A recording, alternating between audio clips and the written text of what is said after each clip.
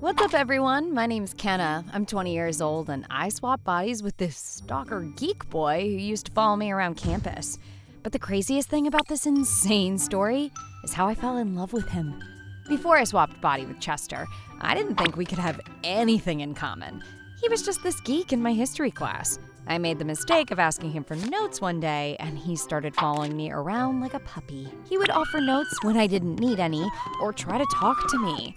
One time, he found me in the food court and started blabbing about post-colonialism or something. Yuck! I didn't need some lunatic stalking me everywhere I went, and he was really messing with my social life. I had just made these friends and started dating this super handsome guy named Rick, who was now asking me who Chester was and why he was stalking me. We saw him again at the food court, and Rick started saying these really rude things about Chester loud enough for him to hear. Then all our friends started laughing. But Chester didn't get the hint. He showed up the next day with a gift.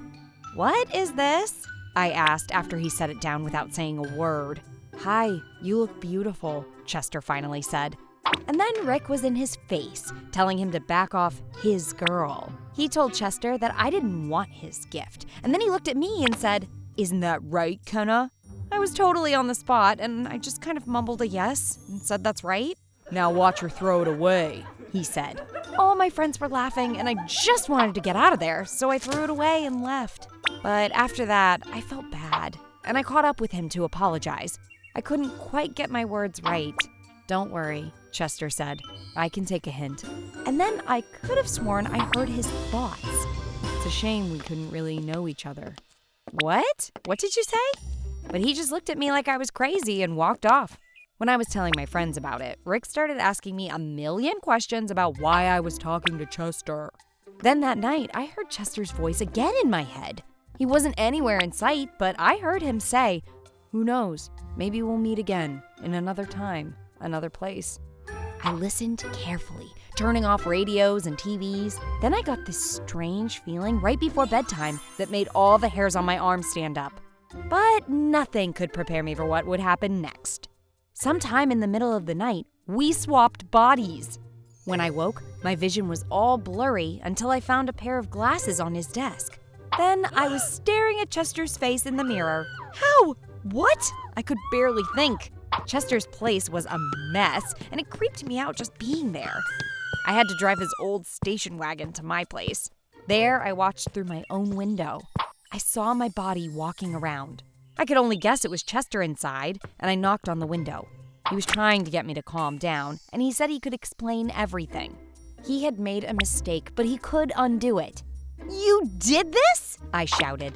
I didn't listen to another word and told him he'd better undo whatever he did. "It could be months," Chester said. I was horrified. I couldn't live in Chester's body for months. All I ever wanted was to get away from him, and now I was stuck under his skin. "I heard that," Chester said. "If we concentrated enough, we could read each other's minds," he informed me. "So that's why I was hearing your voice yesterday?"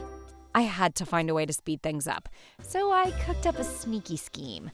I would change his look completely. I was going to wear women's clothes until he figured out how to fix it. Before long, Chester was becoming insanely popular. Everybody was encouraging him to show his true self, and I was starting to have a fun time with this. Chester was furious and begged me to stop. He explained to me that he had fooled around with this magic book he found, and according to the spell he accidentally cast on us, we still had months to go, and there was nothing he could do to make it go faster. He was arguing that I was ruining his reputation. "Well, I think I'm helping it," I said, and walked off. We agreed that we'd have to walk through life in each other's shoes so as not to scare others.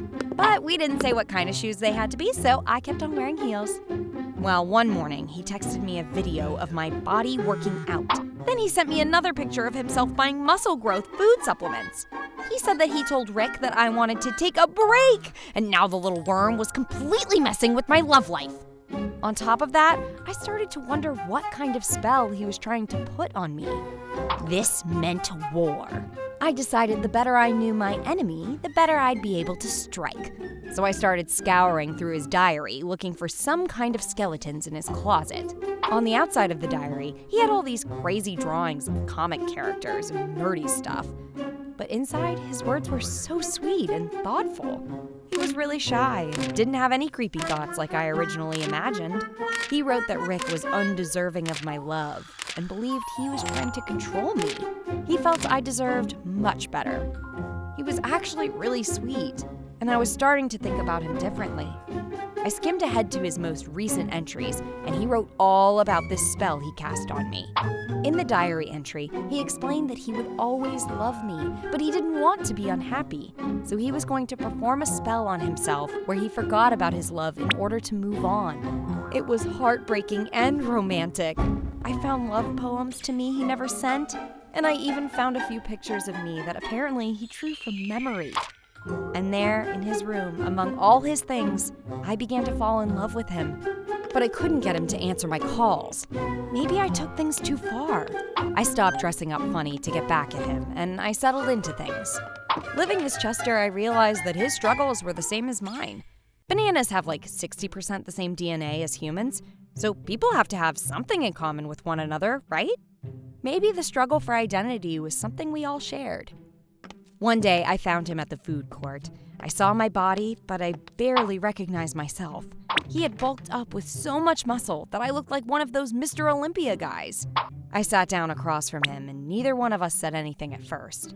He apologized and said that he lost some of my friends. Apparently, they didn't think the muscle body was very cute, and he had gotten me ousted from my own clique. He was down on himself. He said when he was in his own body, he was lonely. Now he gets the best, most popular body imaginable, and he loses all my friends. Meanwhile, he steps out of his body for barely a week, and I made him popular overnight. I misjudged you, I said. I told him it was all my fault. If I saw what a genuine, kind person he was from the beginning, we would never be in this position. And then I asked him about the spell to make him fall out of love with me. He said he never did it. So, you're still in love with me? I asked without using my words. He could hear me inside his head, and I could hear his answer in mine. Yes, I still love you. If we're both in love, he said, we can switch bodies. I think there's an exception. We raced back to my place, which is where he had the spell book. There was a passage saying that souls in love can swap bodies without restriction. The spellbook explained that we had to use some strange ingredients and make an oil. Once we rubbed it on ourselves, we were supposed to recite this prayer, which we did. We thought the swap might be immediate, but the next morning, I was still in Chester's body. Nothing had changed. We met up again on campus and went over to have breakfast together to try to figure things out. I was stressing out, and Chester took my hand and promised me that it would work out. His words were comforting, and I felt his love. But just then, I felt this itchy feeling all over my skin, and suddenly, I woke up in my old body and almost lost balance. I had so much bulk and muscles. Chester and I were both giggling and hugging each other, relieved to be back in our own bodies. But just then, Rick and the old crew waltzed in, calling us all kinds of names that I'd rather not repeat here. But this time, I wasn't going to stand by. And this time, I had some big muscles to help me make my point. When Rick got in Chester's face, I told him to pick on someone his own size. He told me to stay out of it and push Chester down. Well, I picked Rick up and told him that if I ever caught him bullying Chester or anyone else, that he would regret it. And I chased him and the old crew off. If there's one thing that I learned, it's to never judge a book by its cover. I thought that Chester was the guy to avoid because of his geeky appearance. But it turned out that handsome Rick and his perfect smile was what I should have been avoiding the whole time. Sometimes you have to look deeper to see who a person really is. So be careful out there and look closely. You never know, you just might find your soulmate. And as for the big guns, I kinda like them. What do you say? Should I keep the muscles? Tell me what you think in the comments, and don't forget to like and subscribe for more hidden wisdom stories. Remember, when you share our stories, you're sharing wisdom.